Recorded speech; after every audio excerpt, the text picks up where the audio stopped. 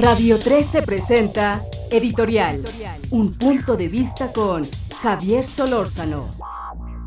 Gracias que está con nosotros, Javier Solórzano.radio13.com.mx, para que nos vea, para que nos escuche, pero sobre todo para que opine. Bueno, ayer le decíamos, cerremos la semana hablando de nuevo del caso de la discoteca News Divine. Hagamos una especie de recapitulación de lo que ha venido pasando y veamos si se nos puede abrir la posibilidad de empezar a fijar posibilidades de lo que viene, ¿no? Escenarios posibles de lo que venga.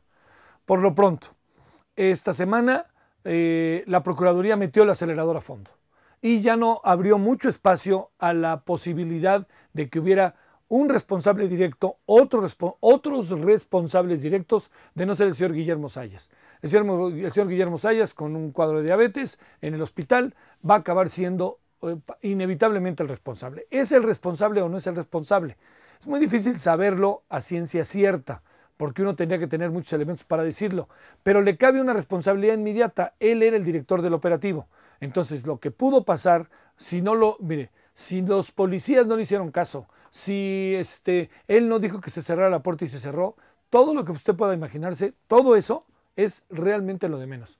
A estas alturas él es el responsable porque él al fin y al cabo iba al mando de todo ello. Segundo, el aspecto que tiene que ver con la propia cuestión del señor Guillermo Zayas. Él dice que hay un conjunto de circunstancias que no le han permitido incluso desde el ámbito jurídico defenderse, pero le diría, eso puede pasar a segundo plano si a la hora de que se presenten las pruebas él resulta responsable. Sin embargo, le quiero decir, el gobierno de la ciudad no debe de meter con cierta premura el acelerador y no la debe de meter por muchos motivos. Uno de los motivos más importantes por los cuales no lo debe de meter, porque él es el primero que debe respetar el marco del derecho.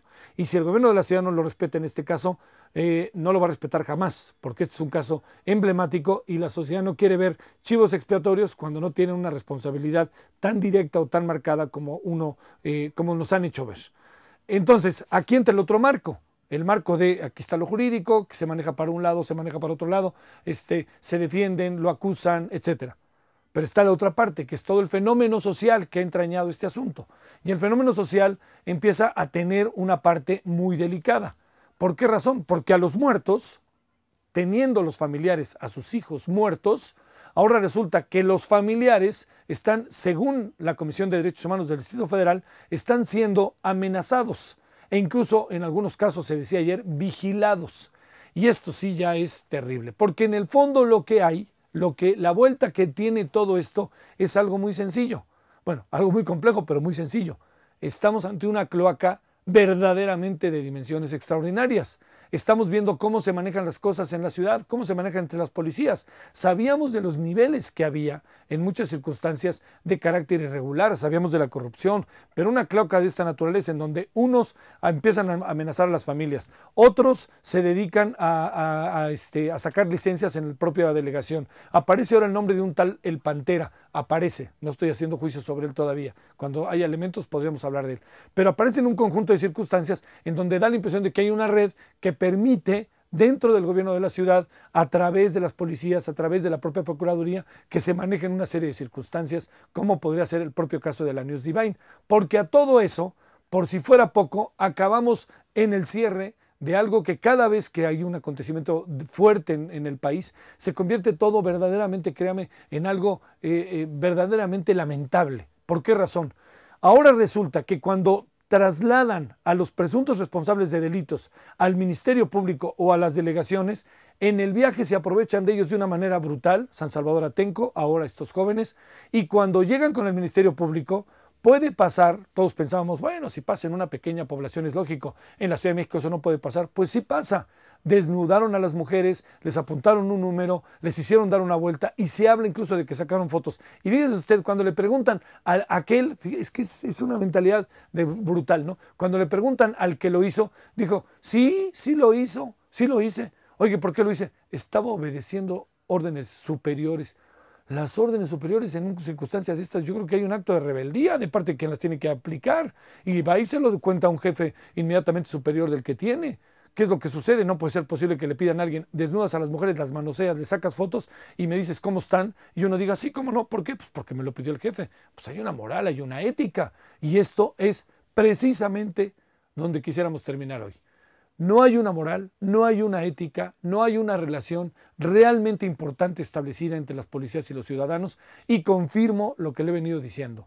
Hoy, en este país, ser joven de cierto sector social le permite a uno ir a un llamado antro, salir, sacarse fotografías con los policías, llegar a la delegación y decirle, oye papá, ¿puedes venir por mí? Ándale papi, ven, sí. Y llega el señor diciendo, oiga, ¿cómo es posible que hayan detenido a mi hijo? Vámonos, vámonos. No, esa es una cosa. Vaya usted a Polanco, Tecamachalco, a Las Lomas y ya. Ahora vaya al otro lado, vaya a la nueva Zacualco y va a ver lo que va a encontrar. Mujeres que son sacadas a fuerza, nadie las atiende cuando salen, se mueren materialmente en la banqueta, se las llevan y las desnudan. Yo diría, bueno, pues ¿en dónde estamos parados, no? Déjenme hacer una reflexión, dos reflexiones breves finales. Uno, Marcelo Ebrard no tiene que pensar su futuro, tiene que pensar su futuro como jefe de gobierno, tiene que pensar qué va a hacer. No basta con tener chivos expiatorios, ojo, no basta con eso. Debe de haber una política integral que permita pensar de manera diferente las cosas. Y segundo, yo creo que algo que también tendríamos que considerar con enorme insistencia. Las cosas respecto a este asunto pueden colocar de nuevo un manejo de politización absurdo. Yo diría que al vociferante presidente del PAN, yo iría con cuidado. Hay una tragedia de por medio y esta tragedia tenemos que saber llorar a nuestros muertos y tenemos que presionar de muchas maneras. Pero salir, vociferar en contra del jefe de gobierno, decir todas estas cosas a estas alturas, no creo que tenga mucho motivo. No tenga mucho motivo. Aunque lo hagan otros, el propio PRD lo ha hecho cuando pasa algo, ¿no? López Obrador, por ejemplo, habla muchas veces cuando sucede algo, levanta la voz, hace comentarios, ahora no los ha hecho, pero me refiero, es normal que esto suceda, pero que lo hagan otros no significa que lo tienen que hacer todos. Yo creo que hay que tener una mesura, hay que ver cómo van las cosas y sobre todo hay que saber llorar a nuestros muertos. Estos jóvenes que hoy se les sacrificó la vida, se les acabó la esperanza, ¿eh? Y imagínense todo lo que pasa con las familias ahora. Pero hay algo que es definitivamente cierto.